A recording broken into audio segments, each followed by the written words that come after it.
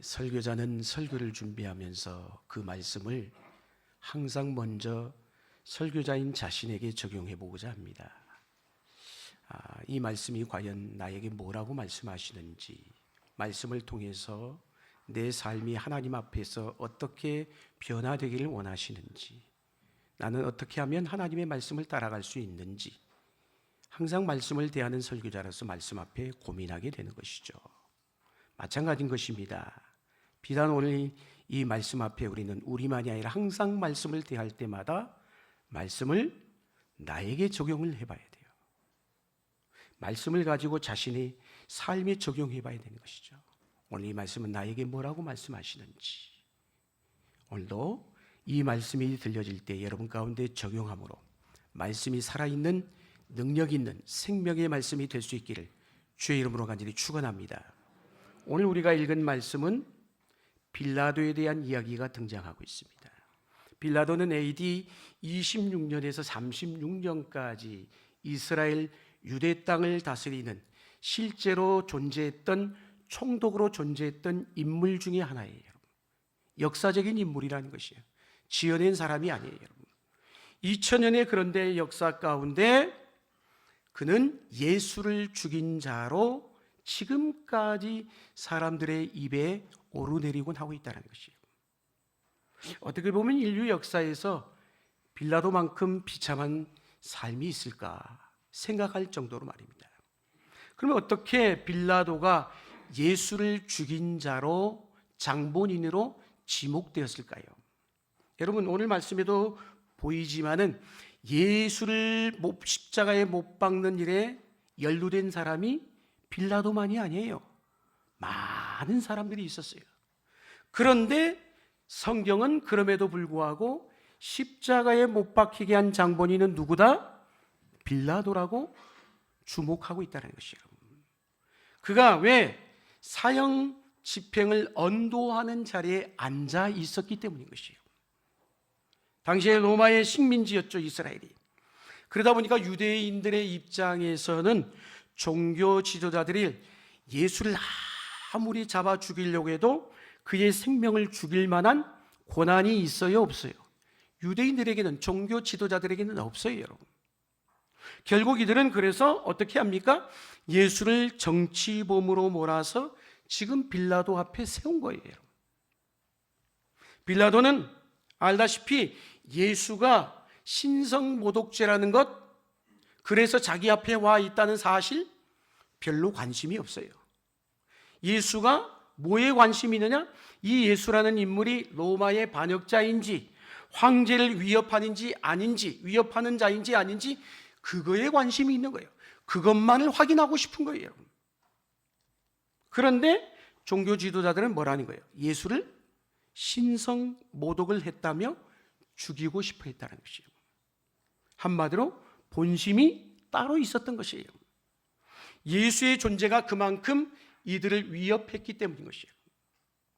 예수의 활동하는 거 보니까 예수가 전하는 말씀도 그렇고 그가 베푼 이적과 기적과 표적의 능력의 역사들을 보니까 충분히 당시 백성들의 마음을 흔들어 놓을 수 있었기 때문인 것이에요. 그것이 오병이어 사건 때 최절정에 이르죠. 그래서 요한복음의 사도 요한은 그 당시 사건을 이야기하면서 많은 사람들이 오병이어 사건 이후에 예수를 임금으로까지 삼으려고 했다라고 얘기를 하고 있어요. 예수에 대한 뜨거운 열기는 당시 그러다 보니 기득권 세력이었던 종교 지도자들의 마음에는 불편한 거예요. 심기를 건드린 것이죠. 예수의 가르침은 그래서 종교 체계를 다 흔들어 놓을 만큼 그 입에서 쏟아져 나오는 말씀이 그랬다는 거예요. 그러니 종교 지도자들은 예수가 눈에 가시처럼 보였을 것입니다. 빌라도는 종교 지도자들이 예수를 왜 자기에게 데려왔을까? 알았을까요? 몰랐을까요? 알았어요? 몰랐어요? 알았어요. 그게 오늘 본문 10절에 나와 있죠. 10절 말씀 같이 한번 읽겠습니다. 10절 시작.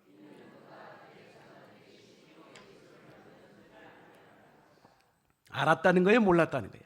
알았다. 시기로. 시기는 아까 제가 얘기했죠. 자기는 기득권 세력인 것이에요. 그런데 현재 모든 스포트라이트가 예수에게 집중되어 있어요.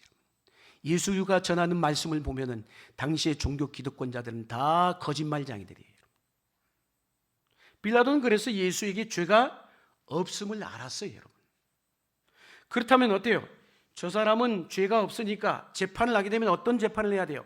정당한 재판을 해야죠, 여러분. 그런데 어때요? 오늘 말씀해 보면 정당한 재판을 해요, 안 해요? 안 합니다. 멈칫거리고 있어요, 여러분. 빌라도의 관심은 공정한 재판이 아니라 지금 자기 현재 누리고 있는 이 권력을 어떻게 하면 유지할까? 이게 최대 관심사예요, 여러분. 자칫 잘못하면 이 권력의 자리를 빼앗길까 봐. 이게 사실 힘의 권력의 속성인 것입니다, 여러분. 무엇보다 권력 유지가 중요하니까요. 여러분, 권력에도 일종의 중독 현상이 있습니다, 여러분. 이게 한 번 맛을 보면 내려놓기가 어려워요. 이제 곧 총선이 다가오죠. 한 번 국회의원 하신 분들 내려놔요, 안 내려놔요? 잘 안 내려놓으려고 합니다, 여러분. 이것이요, 성경에 보면 사울과 다윗과의 관계 속에서도 잘 드러나고 있어요. 사울은 자신의 권력 기반이 다윗과 골리앗과의 싸움에서 완전히 권력 기반이 지금 중심 이동을 다윗으로 옮겨가고 있는 상황이 있어요. 성경이 말하잖아요. 사울은 천천히요, 다윗은 만만히로다. 모든 인기가 지금 다윗에게로 몰려가요. 그때 내 이 힘, 이 권력이 이제 큰일 나겠구나 흔들리는 것을 느꼈거지요. 그때부터 사울은 다윗을 쫓는데 수십 년의 세월을 보내면서 광기 어린 행동을 서슴지 않았어요, 여러분. 다윗을 죽이려고 했어요. 근데 다윗이 누구예요? 알다시피 중간에 자신의 딸인 미가를 다윗에게 줄 정도로 다윗은 자신에게 사위예요, 사위. 사위를 죽이려고 했다는 거예요. 다윗도 마찬가지죠. 그가 험난한 다윗 사울에게 쫓기면서까지 왕의 자리에 오르기까지 얼마나 수십 년의 세월을 험난한 과정을 경험해야 했겠습니까, 여러분? 권력을 쟁취하고 유지하는 과정에서 폭력이라는 것은 그래서 정당화될 수 있었어요, 여러분. 옛날에는 더 그랬어요. 지금도 그러지만은 여러분, 빌라도는 지금 그런데 예수님에게서 정치적인 혐의점을 하나도 찾아내지 못하는 거예요. 없는 거예요, 없는 거예요. 빌라도가 누굽니까? 로마 황제가 보낸, 유다를 통치하기 위해 보낸 총독이에요, 여러분. 그는 유다와 사마리아 전 지역을 지휘하는 지휘권을 가지고 있단 말이에요. 당시에 여러분, 그러다 보니 지배국과 피지배국 간에는 팽팽한 긴장감이 있을 수밖에 없죠. 우리가 3.1절을 지났습니다마는 우리나라도 일제 치하 가운데 독립운동하기 위해서 얼마나 많은 사람들이 희생하고 헌신했습니까? 독립만세 운동 부는 것도 마찬가지예요. 이렇게 긴장 관계가 있을 수밖에 없는 것이에요. 예수님 당시에도 그래서 유다라는 나라가 로마의 통치권에 있었기 때문에 어찌하든지 간에 이 나라를 독립하기 위해서 독립운동을 벌인 사람들이 있었죠. 예수님의 12명의 제자도 있었어요. 그 중에 한 명이 있었어요. 시몬이라는 사람. 열심당원들을 얘기하는 것입니다, 여러분. 그리고 더군다나 이 말씀이 지금 베풀어지는, 이 말씀이 진행되는 상황이 언제예요? 시기적으로 6월절 절기예요. 6월절 절기다 보니까 이스라엘의 성인 남자들은 절기만 되면 가장 큰 명절이잖아요. 3대 명절 중에서도 6월절 절기가. 그러다 보니까 수많은 남자들이 예루살렘으로 다 몰려들었어요. 인산인해를 이루고 있단 말이에요. 자칫 잘못하면 이거 폭동이 일어날 수 있거든요. 그러다 보니까 로마의 총독인 입장에서는 예민할 수밖에, 여러분. 빌라도의 역할은 그래서 어찌하든지 간에 자기가 통치하고 있는 이 국내의 복잡한 상황을 잘 조율하고 평안을 유지하는 게 자신의 일이었던 것이에요. 그래서 그러고서 무엇보다 더 중요한 건 자신이 황제로부터 신임을 받는 거예요. 그래야 그 총독의 자리를 계속 유지할 수 있기 때문에. 만약 폭동이 일어나면 당연히 황제가 어떻게 했어요? 너 다시 로마로 와 소환할 수밖에, 여러분. 자기의 직위가 박탈당할 수 있단 말이에요. 그러니 오늘 빌라도는 결단하는 것을 주저하고 있는 것이에요. 그럼에도 초기에, 오늘 전반부에는 어때요? 그럼에도 빌라도는 죄가 없기 때문에 어찌하든지 간에 예수를 석방하려고 애를 썼어요, 안 썼어요? 썼어요, 여러분. 이 동일한 말씀을 기록하고 있는 요한복음 19장 12절에 이렇게 말씀합니다. 같이 한번 읽겠습니다. 시작.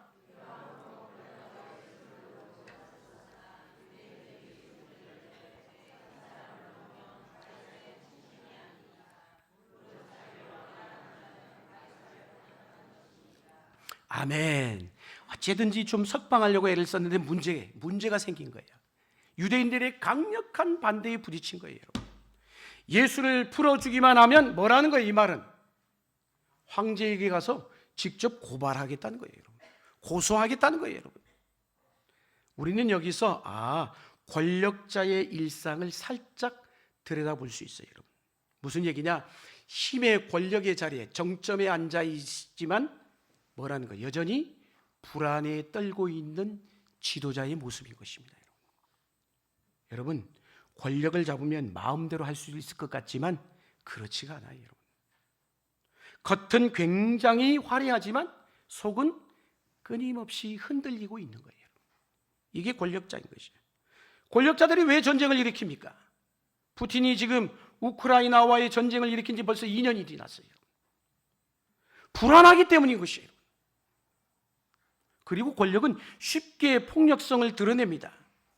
종교적인 권력도 마찬가지인 것이에요. 종교 지도자들 역시 그들이 가진 힘으로 예수를 제거하는 것을 마다하지 않았어요. 권력자의 불안은 대중의 그래서 사람들의 눈치를 보는 것으로 드러나죠, 오늘 말씀해 보면.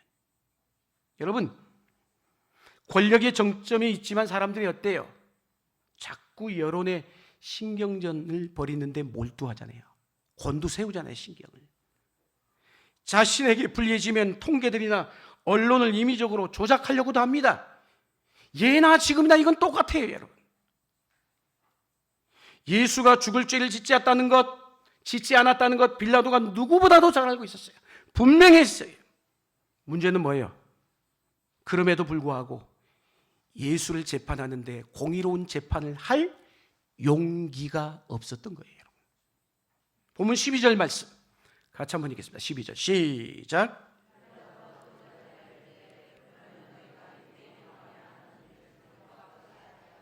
아멘. 분명히 빌라도가 이 재판을 결정하는 결정권을 가지고 있었단 말이에요. 그런데 지금 말씀을 보면 어떻게 하고 있어요? 자기가 결정해야 되는데 백성들의 판결권을 백성들에게 넘기고 있어요. 무책임한 모습이죠. 그는 자신의 판단을 사람들에게, 대중들에게 맡겨버렸어요. 책임을 져야 되는데 책임을 회피하고 있는 거예요.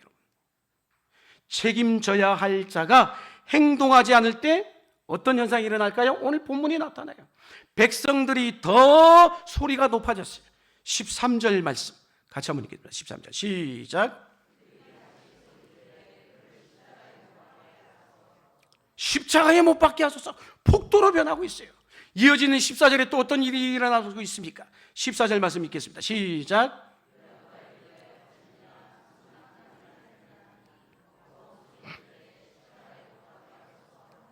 아멘. 십자가에 못 박게 해달라고 사람들에게 막 계속 소리를 지르니까 빌라도의 소리는 군중들의 소리에 파묻혀버리고 말았어요.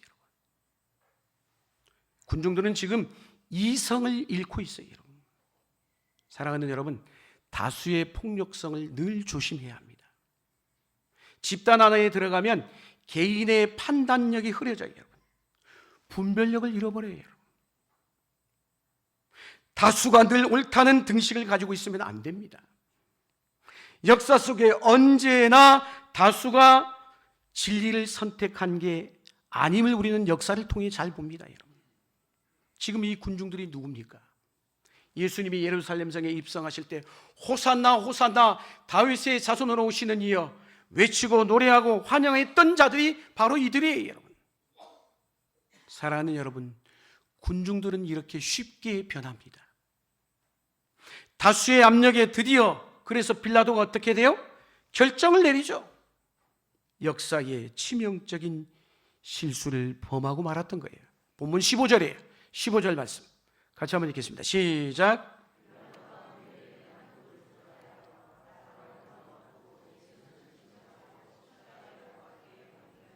아멘. 물어봅니다. 여기에 이 재판에 대한 공의가 있어요, 없어요? 없어요, 여러분. 바라바가 누굽니까? 밀란을 일으켰던 자예요. 사람을 죽인 살인자예요. 그래서 십자가형으로 언도된 사람입니다. 그런데 그는 놓아주고 예수를 십자가에 매달았어요, 여러분. 이유를 뭐라고 얘기해요? 오늘 마가는 무리에게 만족을 주고자 했기 때문인 것이에요.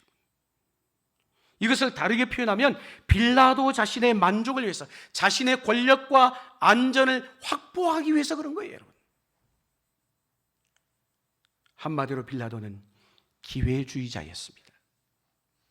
공의의 눈을 감아버리고 현실과 타협하는 자가 됐던 것이에요.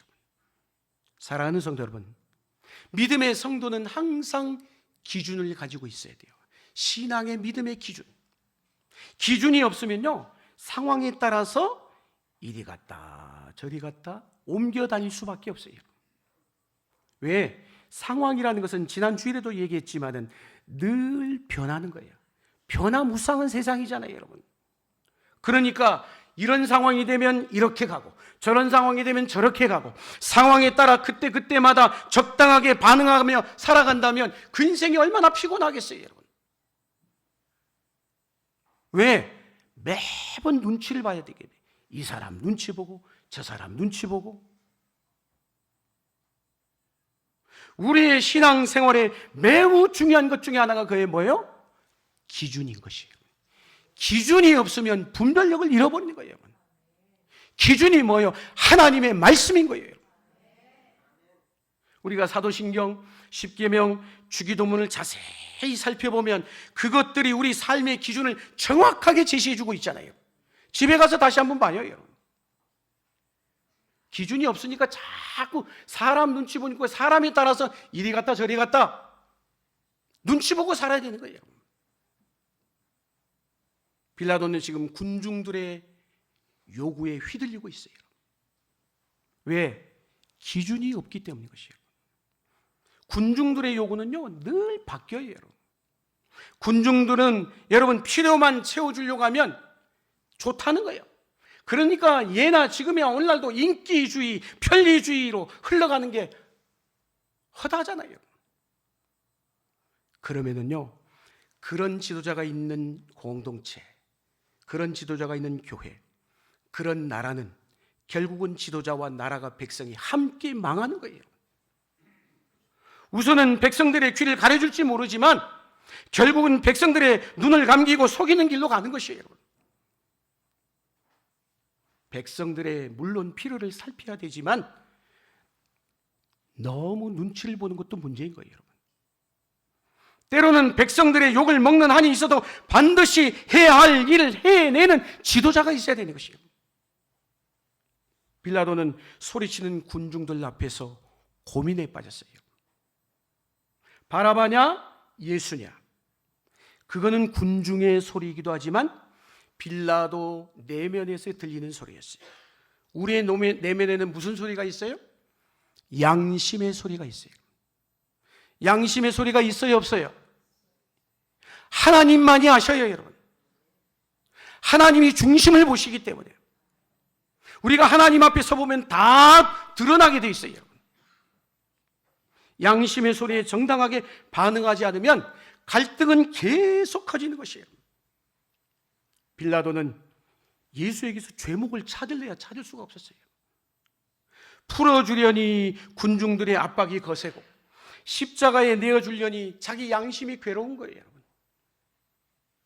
한순간에 편할 것인가? 아니면 당장은 어렵지만 영혼을 선택할 것인가?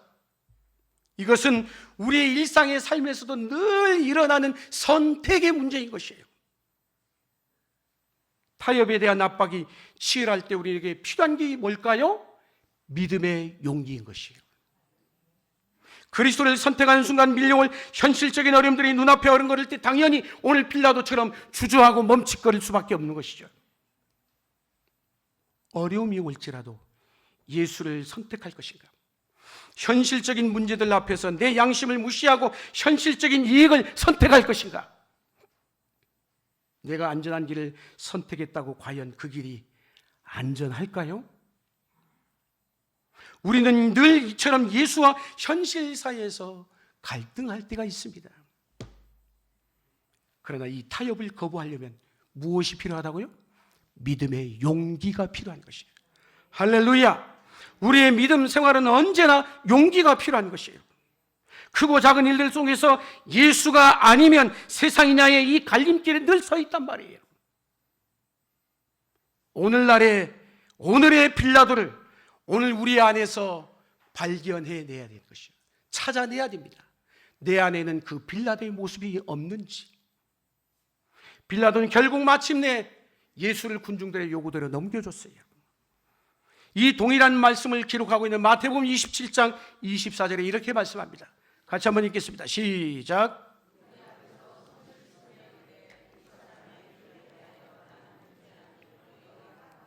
아멘. 예수를 넘겨주고 난 다음에 빌라도가 취한 행동이 뭐였어요? 아마 양심의 어마어마한 가책을 느꼈던 것 같아요. 그래서인지 그 죄책감이라도 씻기 위한 행동인 거예요. 뭐요? 손을 씻었다라고 했어요. 그러나 여러분, 물로 손을 씻는다고 그 죄가 사라집니까? 그러니까 더욱 어떻게 합니까? 오늘 백성들이 더 소리를 질렀다라고 했어요. 마태복음 27장 25절 같이 한번 읽겠습니다. 시작. 아멘. 야, 저 말이 어떻게 들리세요, 여러분? 아주 무서운 소리예요. 백성들은요, 그 피를, 저 예수의 피를 우리와 우리 자신에게 돌릴지어다. 무서운 사람들이에요, 여러분. 이 대답을 증명이라도 하듯 그때부터 이스라엘의 역사는 비운의 역사를 걸어갑니다. 계속 내리막길로. 빌라도 자신은 죄 없다고 손을 씻었지만은 성경은 결코 이 빌라도의 죄를 묵인하지 않고 그의 죄를 예나 지금이나 오고 오는 세대에 영원히 묻고 있는 거예요. 그는 자신의 죄를 떠넘기고 있는 것이죠. 그러나 그의 죄가 다른 사람에게 돌려질 수 있는 거예요? 아니잖아요, 여러분. 빌라도의 죄가 무엇입니까? 마땅히 해야 할 것을 하지 않은 죄인 것이에요.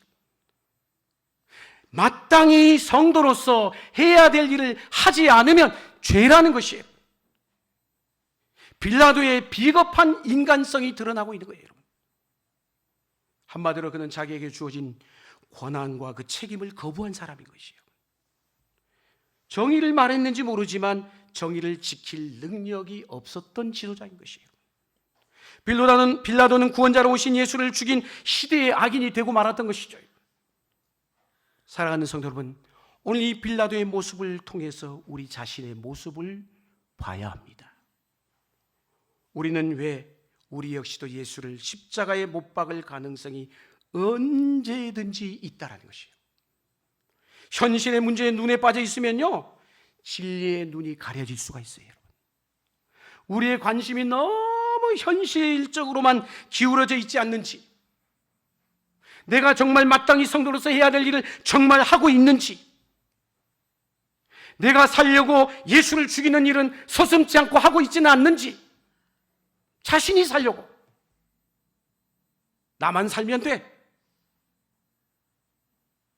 사랑하는 성도 여러분, 오늘 말씀 앞에서 우리는 제2의 빌라도를 얼마든지 만날 수 있어야 되는 것이에요. 내 안에 있는 빌라도 내몰아야 합니다. 내몰아야 되는 것이에요. 그리고 양심의 소리에 귀를 기울이셔야 되는 것이에요. 현실과 타협하려는 유혹과 늘 싸워야 한다는 것이에요. 당장 살기 위해서 영혼을 팔면 안 되는 거예요. 영혼과 진리를 위해 현실의 순간적인 유혹으로부터 매일 이기시는 여러분 되시기를 주의 이름으로 축원합니다. 빌라도가 묻죠. 네가 유대인의 왕이냐? 예수님은 분명히 왕이셔요, 여러분. 물론 빌라도가 생각하는 왕하고는 다른 것이죠, 여러분. 하나님의 나라는 왜 세상의 나라에 속하지 않기 때문에 진정한 왕은 그러나 오직 한 분밖에 없어요. 이제 22대 국회의원 선거가 얼마 남지 않았죠. 누군가 반드시 세워지겠죠. 오늘날 국회의원들에 대한 신뢰도가 땅바닥에 떨어졌어요, 여러분. 점점 국회의원들이 국민의 관심으로부터 멀어집니다. 그럼에도 그들이 세워지면 이 나라를 이끌어가는 지도자들이기 때문에 그들의 역할이 커요, 여러분. 무엇보다 불안한 역사를 지나오는 가운데 지도자의 역할이 그만큼 중요하다는 것이죠. 그럼에도 사랑하는 성도 여러분, 오늘 우리는 이 말씀 앞에 우리가 초점을 맞춰야 되는 것은 사람이 아니라는 것이에요. 우리의 궁극적인 관심은, 초점은 하나님이어야 하는 것이에요. 할렐루야. 왜냐? 완전하시고 영원하신 통치자는 하나님 한 분밖에 없기 때문에. 이스라엘의 가장 탁월했던 임금 다윗이었잖아요, 여러분. 그렇지만 그 역시도 밧세바 사건으로 기울어지고 말년에는 아들 압살롬의 반역으로 인하여 얼룩진 역사로 끝을 맺고 말았어요. 다른 왕은 두말할 것도 없어요, 여러분. 우리는 인간의 통치를 넘어 하나님의 통치를 기대해야 합니다. 우리나라의 역사를 보십시오, 여러분. 그 기구한 질곡 속에서 오늘에 이르기까지의 역사는 하나님의 은혜가 아니면 설명이 될 수가 없어요, 여러분. 인간의 통치를 넘어선 하나님의 통치해야 되는 것이에요. 역사는 위대한 지도자가 아닌 하나님에 의해서, 그분의 통치를 받는 백성들에 의해서 돌아가는 것이에요. 돌아가는 것. 빌라도가 네가 유대인의 왕이냐? 굉장히 중요한 질문을 던진 거예요, 여러분. 마가는 이 말씀을 왜 여기 기록하면서 뭘 말씀하고 싶어 하느냐? 마가는 이 마가복음을 통해서 진정한 너의 왕이 누구냐라는 거예요. 이걸 묻고 있는 거예요, 여러분. 이 말씀을 읽는 자들에게 묻고 있는 거예요, 여러분. 오늘 이 아침에 동일하게 우리에게 묻고 있는 거예요. 너의 왕이 누구냐라는 거예요. 과연 누가 왕입니까?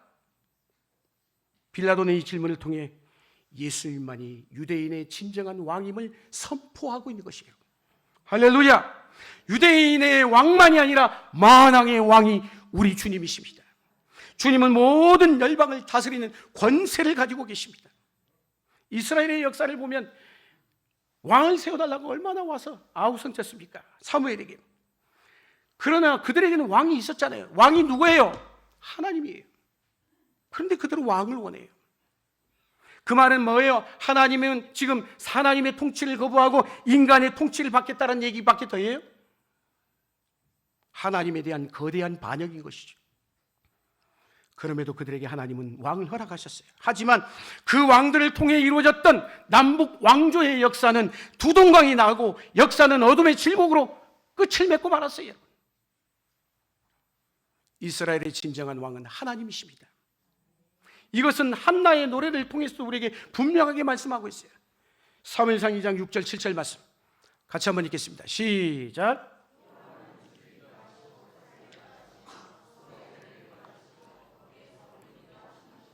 7절.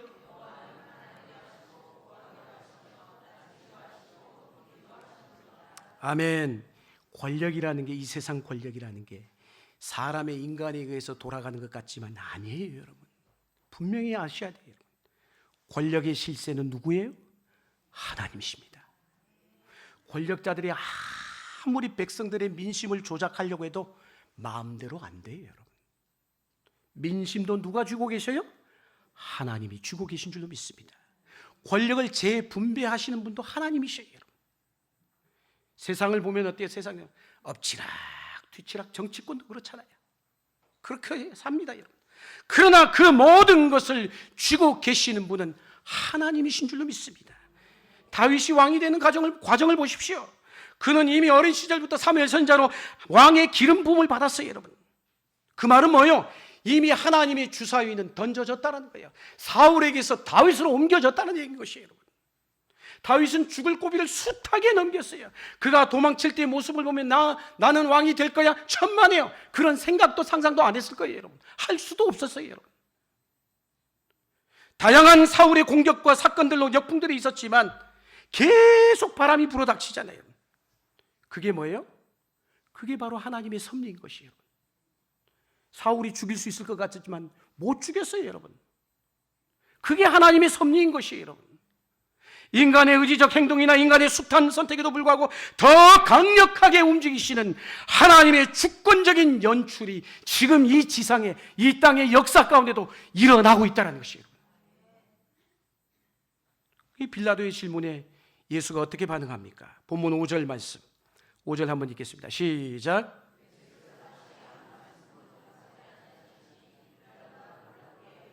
아멘. 거짓과 불법 앞에서 주님이 어떻게 반응하고 있어요? 침묵하십니다. 침묵은 뭘 의미하는 걸까요? 자포자기일까요? 그냥 너 알아서 해라? 인정하는 걸까요? 자신을 죽이려고 하는 사람들 앞에서 침묵. 어찌 보면 신비롭기까지 하죠, 여러분. 사랑하는 성도 여러분, 우리 주님은 털 깎는 자 앞에서 양 같은 모습을 보이고 있습니다. 종교 지도자들은 예수를 죽이려고 온갖 증인과 고소들을 들이대고 있어요, 여러분. 그러나 주님은 잠잠하십니다. 주님은 당신을 죽이려는 자들 앞에서 저항하지 않으셨어요, 여러분. 자기를 변호하지 않으셨어요, 여러분. 반란죄로 붙잡힌 바라바는 놓아주고 예수를 십자가에 넘겨졌어요, 여러분. 이런 말도 안 되는 일이 세상에 빈번하게 일어나잖아요, 여러분. 우리 주변에도요. 예수님을 보면 억울한 정도가 아니에요, 여러분. 이쯤 되면 억울함을 넘어선 거예요, 여러분. 세상을 살다 보면 억울한 일을 당할 때가 한두 번이 아니죠, 여러분. 그러나 아무리 억울해도 주님과 비교해보면 우리의 억울함은 아무것도 아닌 거예요, 여러분.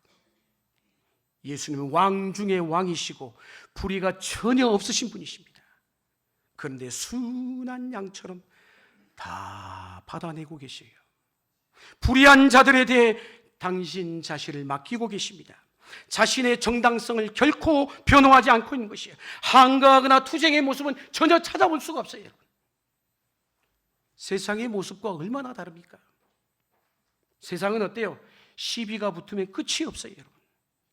누구에게나 오해를 받으면요, 얼마나 힘들어합니까? 참 힘들어요, 오해를 받아보면. 부당한 대우를 받으면 너무너무 힘들어요, 여러분. 그때 사람들이 어때요? 자기 변호에 열을 올리죠, 여러분. 자기를 변증하려고 합니다. 이게 인간의 모습인 것이에요, 여러분. 그러나 예수님에게는 그 모습을 찾을 수가 없어요, 여러분. 그리스도의 침묵은 자신을 죄인으로 몰아가는 사람들을 어쩌면 정당화시키는 일인지도 몰라요. 그럼에도 침묵하고 계셔요. 주님은 모든 모함을 뒤집어 쓰기로 작정하셨어요. 그리스도는 사람들이 전혀 이해할 수 없는 방식으로 죽으셨습니다. 마가복음 전체가 주는 메시지가 뭐냐? 마가복음 10장 45절 유명한 성경 구절이죠. 같이 한번 읽습니다. 시작.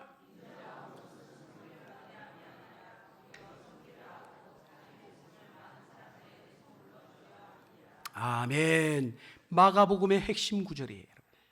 예수 그리스도의 삶은 오직 섬김에 초점이 맞춰졌어요. 그는 자신의 권리를 주장하지 않았습니다.